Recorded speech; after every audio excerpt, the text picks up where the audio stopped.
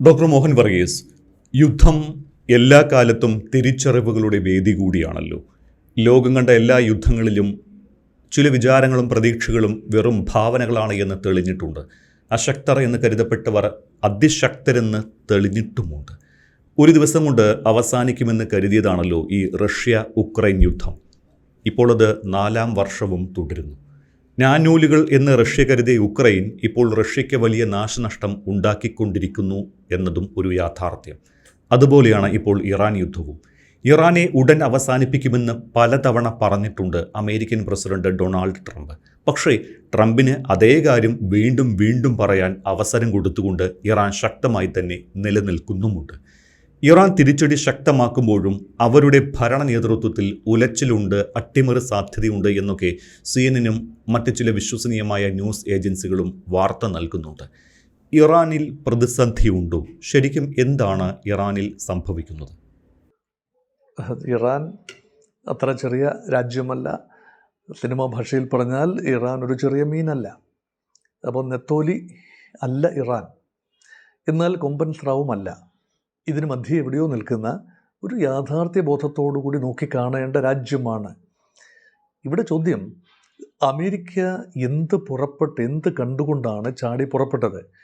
അമേരിക്കയ്ക്ക് ഒരുപാട് ഇൻ്റലിജൻസ് റിപ്പോർട്ടുകൾ കിട്ടും.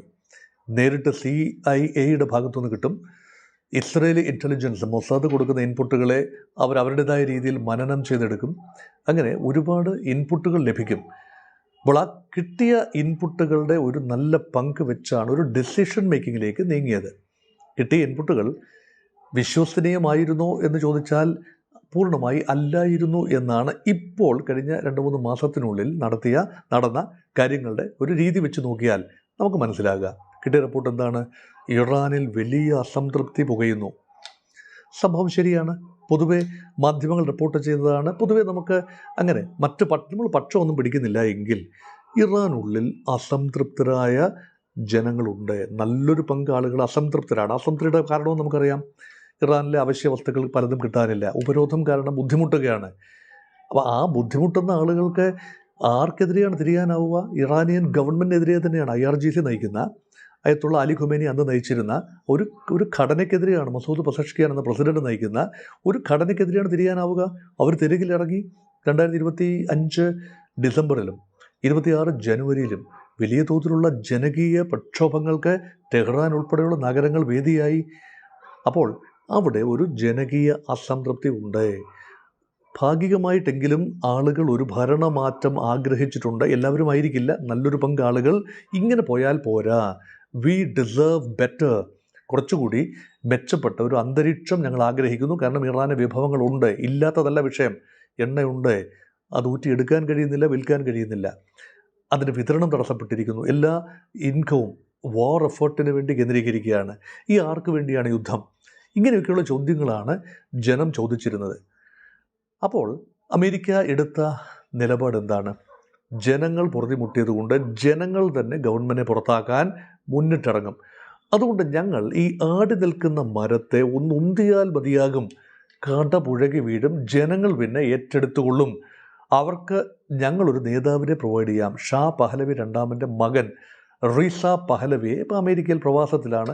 1979 ശേഷം ഷാ നിഷ്കാസിതനായതിനു ശേഷം അമേരിക്കയിൽ പ്രവാസത്തിലായ ആളെ തിരിച്ചു കൊണ്ടുവന്നാൽ അവർ ഇറാൻ്റെ രാജാവായി അംഗീകരിച്ചു കൊള്ളും എന്ന് ചിന്തിച്ചിടത്ത് നിന്നുകൊണ്ടാണ് അമേരിക്കയുടെ പതനം തുടങ്ങുന്നത്. പതനമെന്നല്ല, അമേരിക്കയുടെ തിരിച്ചടി തുടങ്ങുന്നത്. ഇറാനെക്കുറിച്ച് എന്തു മനസ്സിലായി? ഇറാൻ രാജഭരണം ആഗ്രഹിക്കുന്ന രാജ്യമല്ല. രാജഭരണത്തിൻ്റെ തിക്ത ഫലങ്ങൾ ഏറെ അനുഭവിച്ച രാജ്യവുമാണ് ഇറാൻ. അതുകൊണ്ട് ഇറാൻ ജനത ഒരു റിപ്പബ്ലിക്കൻ ഭരണമാണ് ആഗ്രഹിച്ചത്. ഇറാൻ റവല്യൂഷനിലൂടെ നിലവിൽ വന്നതും ഒരു റിപ്പബ്ലിക്കൻ ഒരു പ്രസിഡൻ്റാണല്ലോ ഉള്ളത്. മസൂദ് പെസഷ്കിയാൻ തിരഞ്ഞെടുക്കപ്പെട്ട പ്രസിഡൻ്റല്ലേ. പക്ഷേ തിരഞ്ഞെടുപ്പ് രീതി എത്രത്തോളം ജനാധിപത്യപരമാണ്, എത്രത്തോളം ഇൻക്ലൂസീവാണ്, അതൊക്കെ ഡിബേറ്റബിൾ പോയിൻ്റാണ്. അതുകൊണ്ട് കുറച്ചുകൂടി മെച്ചപ്പെട്ട ജനാഭിപ്രായം റിഫ്ലക്റ്റ് ചെയ്യുന്ന, മതഘടനകൾക്ക് സ്വാധീനം കുറവുള്ള, തങ്ങളുടെ ആഗ്രഹങ്ങൾ കേൾക്കാൻ തയ്യാറാവുന്ന ഒരു ഗവൺമെൻറ്റിനെയാണ്, വെറുതെ അമേരിക്കയ്ക്കെതിരെ ഗ്വാ വിളിക്കുന്ന അല്ലെങ്കിൽ ഇസ്രായേൽ വിരുദ്ധത മാത്രം പറഞ്ഞുകൊണ്ട് മുന്നോട്ട് പോകുന്ന ഒരു ഗവൺമെൻറ്റിനെ അല്ല ഇറാൻ ജനതയും ആഗ്രഹിച്ചത്. അതാണ് സത്യം. പക്ഷേ അതേ ജനം ഇന്ന് ഗവൺമെൻറ് ഓഫ് ഇറാന് പിന്നിൽ, IRGCക്ക് പിന്നിൽ, ആയത്തുള്ള മുജ്തബ ഖൊമേനിക്ക് പിന്നിൽ പാറ പോലെ ഉറച്ചു നിൽക്കുന്നു. ആ അന്തരീക്ഷം ഉണ്ടാക്കിയെടുത്തത് ആര്? അമേരിക്ക തന്നെയാണ്. ഇസ്രയേലിൻ്റെ വാക്ക് കേട്ടാകട്ടെ അല്ലാതെ ആവട്ടെ, അമേരിക്ക ഇറാനെതിരെ ആക്രമണം നടത്തുമ്പോൾ സ്വാഭാവികമായി ഇറാൻ ജനത കൺസോളിഡേറ്റഡ് ആവുകയാണ്. അവരുടെ അഭിപ്രായം ഇതാണ്: തങ്ങളുടെ സർക്കാരിനെ കുറിച്ച് തങ്ങൾക്ക് വിയോജിപ്പുണ്ടെങ്കിൽ തങ്ങളത് പറഞ്ഞുകൊള്ളാം. പക്ഷേ തങ്ങളുടെ സർക്കാരിനെ പുറത്താക്കാനെന്ന വ്യാജേന തങ്ങളെയാണ് അമേരിക്കയും ഇസ്രായേലും ആക്രമിച്ചുകൊണ്ടിരിക്കുന്നത്. ഇത് ഞങ്ങൾ അനുവദിക്കില്ല. ഇപ്പോഴത്തെ ഗവൺമെൻറ്റിനെ ഞങ്ങൾ പിന്തുണയ്ക്കുന്നു.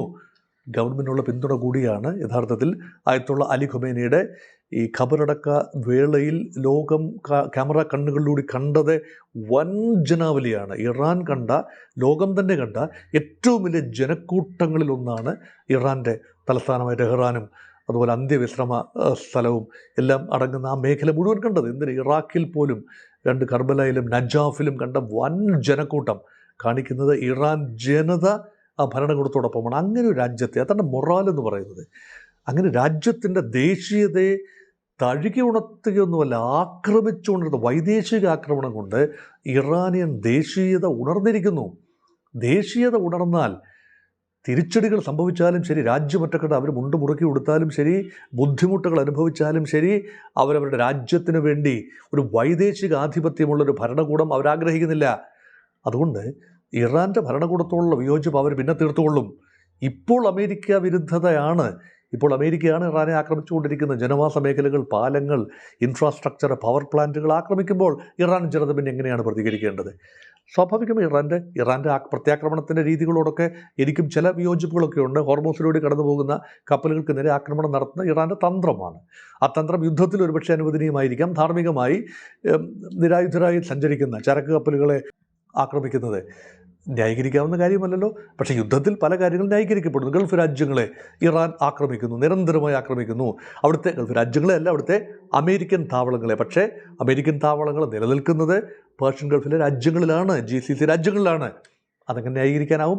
അത് ചോദ്യമാണ്. പക്ഷേ അതിൻ്റെ പശ്ചാത്തലം കൂടി വിവരിക്കുമ്പോഴാണ് അതിൻ്റെ സാഹചര്യം നമുക്ക് മനസ്സിലാകുന്നത്. അതിനൊരു പശ്ചാത്തലമുണ്ടല്ലോ. അവിടെയാണ് ഇറാൻ ചെയ്യുന്ന എല്ലാ കാര്യങ്ങളും ന്യായീകരിക്കാവുന്നതല്ല. പക്ഷേ അമേരിക്കയുടെ ചിന്ത തെറ്റിയിരിക്കുന്നു. ഇറാൻ എന്ന രാജ്യത്തെ തങ്ങൾ നിയന്ത്രിച്ചു കൊള്ളാം, തങ്ങൾക്കിഷ്ടമുള്ളൊരു ഭരണകൂടത്തെ അവിടെ വെച്ചുകൊള്ളാം, അങ്ങനെ ഇറാൻ ജനതയെ ഞങ്ങൾ മോചിപ്പിക്കാം. ഞാൻ പ്രേക്ഷകരോട് ഒരു കാര്യം സ്നേഹപൂർവ്വം പറയട്ടെ: ലോകത്തൊരു രാജ്യവും മറ്റൊരു രാജ്യത്തെ മോചിപ്പിക്കാൻ വരേണ്ട. അതത് രാജ്യക്കാർ തീരുമാനിച്ചുകൊള്ളും മോചിക്കപ്പെടണോ, എങ്ങനെയാണ് തങ്ങളുടെ ഭരണകൂടം ഉണ്ടാവേണ്ടത്, തങ്ങളെ ആര് നയിക്കണമെന്ന് മറ്റൊരു ശക്തി ലോകത്തിൻ്റെ മറ്റൊരു ഭാഗത്തിരുന്നു കൊണ്ട് ചിന്തിക്കേണ്ട. നിങ്ങൾ പ്രക്ഷോഭം നടത്തിക്കൊള്ളൂ, ഹെൽപ്പ് ഈസ് അറ്റ് ഹാൻഡ് എന്നാണ് അമേരിക്കൻ പ്രസിഡന്റ് ട്രംപ് പറഞ്ഞത് ഇറാൻ ജനതയോട്. നിരന്തരമായി അവിടേക്ക് സിഗ്നലുകൾ അയക്കുന്നു, ലഘുലേഖകൾ വിതർന്നു. ഇതാ ഇറാൻ ഭരണകൂടം വീഴുന്നു, തങ്ങൾ പുതിയൊരു ഭരണകൂടത്തിലേക്ക് എത്തുകയാണ്. അപ്പോഴും ഞാൻ പറഞ്ഞൊരു കാര്യമുണ്ട്, അത്ര എളുപ്പമുള്ള കാര്യമല്ല. ഇതൊരു പ്രോപ്പഗൻഡ മെഷീനറിയാണ്, പ്രോപ്പഗൻഡ വാർഫെയർ ആണ്. ഈ പ്രോപ്പഗൻഡ അനുസരിച്ച് ജനം തെരുവിലിറങ്ങിയെങ്കിൽ എന്താണ് സംഭവിക്കുക? വൻതോതിൽ അവർ അടിച്ചമർത്തപ്പെടും. അത് സ്വാഭാവികമല്ലേ? അടിച്ചമർത്തപ്പെടുമ്പോൾ നമ്മളെന്ത് പറയും? ഇത് മനുഷ്യാവകാശ ലംഘനമാണ്, സ്വന്തം രാജ്യം, ആ രാജ്യം സ്വന്തം ജനതയ്ക്കെതിരെ കടുത്ത അടിച്ചമർത്തലുകൾ. അങ്ങനെ അടിച്ചമർത്തലുകൾ ചൈനയിൽ ഉണ്ടായിട്ടില്ലേ? ടിയനൻമെൻ സ്ക്വയറിൽ, എവിടെല്ലാം ഉണ്ടായിട്ടുണ്ട്. അപ്പം ചില ഇടങ്ങളിൽ ഇതൊക്കെ ഒരു രാജ്യം നിലനിൽക്കണമെങ്കിൽ, ആ ഭരണകൂടം നിലനിൽക്കണമെങ്കിൽ ഒരുപക്ഷെ അങ്ങനെയുള്ള അടിച്ചമർത്തലുകൾ ന്യായീകരിക്കപ്പെടാവുന്നതാണ് എന്ന് ചിലർ ചിന്തിക്കുന്നു. ഇതൊക്കെ അഭിപ്രായങ്ങളല്ലേ. ഒരിക്കലും സ്വന്തം രാജ്യത്തെ ജനങ്ങളെ അടിച്ചമർത്തരുതായിരുന്നു. എങ്കിലെന്താണ് സംഭവിക്കുക? ആ പ്രക്ഷോഭങ്ങൾ ജൈവികമായി വളരാൻ അമേരിക്ക നിരന്തരം ചാരന്മാരെ അയച്ചുകൊണ്ട്, ഇറാനിൽ അമേരിക്കൻ ചാരന്മാരും ഇസ്രായേലി ചാരന്മാരുടെ അയ്യരുകളിയാണെന്നാണ് പറയുന്നത്. വലിയ രീതിയിൽ ചാരന്മാരാണ് അവിടെ ഉള്ളത് എന്ന് പറയപ്പെടുന്നു.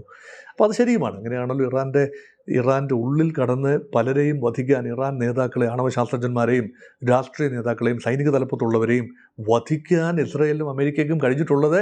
ഇറാൻ ഉള്ളിൽ ശത്രുരാജ്യങ്ങളുടെ ചാരന്മാരുടെ പ്രവർത്തനം വളരെ ഭംഗിയായിട്ട് നടക്കുന്നു എന്നതുകൊണ്ടാണല്ലോ. ഇതൊക്കെ ദൗർബല്യങ്ങളാണ്, ഇറാൻ്റെ ദൗർബല്യങ്ങളാണ്. വലിയൊരു രാജ്യമാണ്, അവിടെ ഇത്രയും ദൗർബല്യങ്ങൾ ഉണ്ടാവും. അപ്പോൾ അമേരിക്കയുടെ ഈ എപ്പിസോഡിൻ്റെ പ്രധാന പ്രതിപാദ്യ വിഷയം ഇതാണ്. അമേരിക്കൻ ഏജൻസികൾ CIA ഒക്കെ ഇപ്പോഴും റിപ്പോർട്ട് ചെയ്യുന്നു ഇറാനുള്ളിൽ വീണ്ടും പ്രതിഷേധമുണ്ട്, അത് വളരെ സപ്രസ്ഡാണ്, മഫ്ഡാണ്. അത് കുറച്ചുകൂടി ആളി കത്തിക്കാൻ ശ്രമിക്കണം. ഇറാൻ ജനതയെക്കൊണ്ട് തന്നെ ഒരു പ്രതിഷേധത്തിലൂടെ ഇറാൻ ഭരണകൂടത്തെ താഴെയാക്കാം. അതിനുവേണ്ടി ചെയ്യുന്നത് ഇതാണോ എന്നതാണ് ഞാൻ ചോദിക്കുന്ന ചോദ്യം. നിരന്തര വ്യോമാക്രമണത്തിലൂടെ ഇറാൻ്റെ ഇൻഫ്രാസ്ട്രക്ചറുകൾ മുഴുവൻ നശിപ്പിച്ചു കഴിഞ്ഞാൽ ഈ പ്രതിഷേധം തെരുവിലിറങ്ങി ഗവൺമെൻറ്റിനെ പുറത്താക്കും എന്നാണ് അമേരിക്ക വിശ്വസിക്കുന്നതെങ്കിൽ അവിടെയും തെറ്റിപ്പോയി. അമേരിക്കയ്ക്ക് ആകെ ചെയ്യാനാവുന്നത് ഇനിയിപ്പോൾ ഒന്നുകിൽ വ്യോമാക്രമണം നിർത്തിവെച്ചുകൊണ്ട് കരയാക്രമണത്തിലേക്കൂടെ കടക്കുക, അല്ലെങ്കിൽ ഗ്രൗണ്ട് ഫോഴ്സസിന് എയർ കവർ കൊടുക്കത്തക്ക രീതിയിൽ മാത്രമായി വ്യോമാക്രമണം പരിമിതപ്പെടുത്തുക. അങ്ങനെയെങ്കിൽ എവിടം വരെ പോകാനൊക്കും? ഇറാൻ്റെ തെക്കൻ ദ്വീപുകളായ ചില ദ്വീപുകൾ, ഒരുപക്ഷെ കാർഗ് ഐലൻഡ് പൂർണ്ണമായി പിടിച്ചെടുത്തേക്കാൻ സാധിച്ചേക്കാം. അങ്ങനെയെങ്കിൽ ഇറാൻ്റെ എണ്ണ നീക്കത്തെ പൂർണ്ണമായും ചോക്ക് ചെയ്യാൻ സാധിക്കും. ഇറാൻ്റെ എണ്ണ പൂർണ്ണമായി എത്തുന്നത് ഏതാണ്ട് 90% എത്തുന്നത് കാർഗ് ഐലൻഡിലാണ്. അവിടെ നിന്നാണ് കപ്പലുകളിൽ കയറ്റി ലോകത്തിൻ്റെ വിവിധ ഭാഗങ്ങളിലേക്ക് അയക്കുന്നത്. അവിടെ പിടിച്ചെടുക്കാൻ കഴിയും. സൈനിക നടപടി, ചെറിയ ഐലൻഡാണ്, പിടിച്ചെടുക്കാൻ കഴിയാത്തതല്ലല്ലോ. അതുപോലെ ഖിഷം ഐലൻഡ്, അത് ഹോർമൂസിന് അഭിമുഖമായി കിടക്കുന്ന ഐലൻഡാണ്. ഇറാൻ്റെ ഏറ്റവും വലിയ ഐലൻഡാണ് ഖിഷം. അത് പിടിച്ചെടുക്കാൻ കഴിയും. ഈവൻ ഹോർമൂസ് എന്ന് പറയുന്ന ചെറിയ ദ്വീപ് പോലും പിടിച്ചെടുക്കാൻ കഴിയും. അത് കഴിയും. ഒരുപക്ഷെ ബന്ദർ അബ്ബാസ് എന്ന തുറമുഖ നഗരം കേന്ദ്രീകൃതമായി വലിയ ആക്രമണം നടക്കുന്നു, ആ നഗരം പിടിച്ചെടുക്കാൻ കഴിഞ്ഞേക്കാം. തെക്കൻ ഇറാനിലെ തന്ത്രപ്രധാനമായ ചബഹർ ഉൾപ്പെടെയുള്ള പല തുറമുഖങ്ങളും പിടിച്ചെടുക്കാൻ കഴിയും. പക്ഷേ അത് ഇറാൻ്റെ ഒരു ഭാഗം മാത്രമാണ്, ഇറാൻ്റെ പേർഷ്യൻ ഗൾഫ് തീരം മാത്രമാണ്. ഒരുപക്ഷെ അമേരിക്കയുടെ ചിന്ത എനിക്ക് അറിയില്ല, എനിക്കറിയാവുന്നതല്ല, പക്ഷേ ഞാൻ ഊഹിക്കാൻ ശ്രമിക്കുന്ന ഒരു കാര്യമാണ്. ഇത് ലോജിക്ക് മാത്രമാണ്, ഇത് കേവലം ലോജിക്കാണ്, സാമാന്യ യുക്തി മാത്രമേ പ്രേക്ഷകർ കാണൂ. നാളെ അങ്ങനെ സംഭവിക്കുമെന്ന് ഡോക്ടർ മോഹൻ വർഗീസ് പറഞ്ഞു എന്ന് പറഞ്ഞാൽ അങ്ങനെയല്ല. തെക്കൻ പ്രദേശം ഇപ്പോഴും സൈനിക നടപടിയിലൂടെ അമേരിക്കയ്ക്ക് ഒരു പരിധിവരെ ഇറാൻ സൈന്യത്തെ വടക്കോട്ട് തള്ളാൻ സാധിക്കും. വേണമെങ്കിൽ അത് വലിയ ആൾനാശമുണ്ടാകും. അമേരിക്കൻ ഭാഗത്ത് അമേരിക്കൻ മെറീനുകളുടെ വലിയ തോതിലുള്ള നാശം സംഭവിച്ചുകൊണ്ട് മാത്രമേ അത് സംഭവിക്കൂ. അങ്ങനെ സംഭവിച്ചാലും അപ്പോഴും ഇറാനെ പിടിച്ചെടുക്കാൻ കഴിയില്ല. സപ്ലൈ ലൈനുകളെല്ലാം കട്ട് ചെയ്യാൻ സാധിക്കുമായിരിക്കും തെക്കോട്ടുള്ള. അങ്ങനെ അമേരിക്കയ്ക്ക് ഇവിടുന്ന് ഒരു പുഷ്, അല്ലെങ്കിൽ പേർഷ്യൻ ഗൾഫ് മേഖലയിൽ നിന്നും തെക്കൻ ഇറാനിലേക്ക് ഒരു പുഷ്, അത് വലിയ നീളമുള്ള 10,000 കിലോമീറ്ററിലധികം നീളമുള്ള ഒരു തീരദേശമാണ് എന്ന് ഓർക്കണം ഈ ഇറാൻ്റെ തെക്കൻ പ്രദേശങ്ങൾ. അവിടെ നിന്നുകൊണ്ട് ടെഹ്റാൻ പിടിക്കണമെങ്കിൽ എത്ര ദൂരം മുന്നേറേണ്ടി വരും? പീഠഭൂമികളും മരുഭൂമികളും മലനിരകളും താണ്ടി ഒരിക്കലും അസാധ്യം എന്നേ പറയാനാവും. അതുകൊണ്ടാണ് ഒരുപക്ഷെ CIA പറയുന്നത് അവിടെ ഒരു റെസിസ്റ്റൻസ് മൂവ്മെൻറ്റ് ഇതിനുള്ളിൽ. അപ്പം വടക്ക് നിന്ന് കുർദുകളെയോ അല്ലെങ്കിൽ മറ്റ് വിഭാഗങ്ങളെയോ അസംതൃപ്തരായ ഏതെങ്കിലും വിഭാഗങ്ങളെയോ ഉപയോഗിച്ചുകൊണ്ട് ഇറാൻ ഉള്ളിൽ ഒരു പ്രശ്നം സൃഷ്ടിക്കാൻ ഒരു ശ്രമം എന്ന നിലയിലാണ് ഇപ്പോൾ അമേരിക്കൻ പല തിങ്ക് ടാങ്കുകളും വരുന്നത്. അതാണ് അമേരിക്കൻ ന്യൂസ് ഏജൻസികൾ ഇപ്പോൾ റിപ്പോർട്ട് ചെയ്തിരിക്കുന്നത്. അതിൻ്റെ അടിസ്ഥാനത്തിലാണ് ഇപ്പോൾ ഈ എപ്പിസോഡ് നിങ്ങളുടെ മുമ്പിൽ എത്തുന്നത് എന്നുകൂടി ഓർമ്മിപ്പിക്കാൻ വേണ്ടി മാത്രമാണ് ഈ പശ്ചാത്തലം പറഞ്ഞത്. അതുകൊണ്ട് കരയുദ്ധം ആസന്നമായി എന്ന ചിന്ത എനിക്കില്ല. പക്ഷേ കരയുദ്ധം ഉണ്ടാകുന്നുവെങ്കിൽ ആൾനാശം ഭീമമായിരിക്കും രണ്ടു ഭാഗത്തും. ഈ കരയുദ്ധം പൂർണ്ണമായി ഒരു രാജ്യത്തിന്, അമേരിക്കയ്ക്ക് ആകട്ടെ ഇറാനാകട്ടെ, പൂർണ്ണമായി വിജയിക്കാനും ആവില്ല. അതുകൊണ്ട് അതിലേക്ക് പ്രവേശിക്കാതെ ഇരിക്കട്ടെ.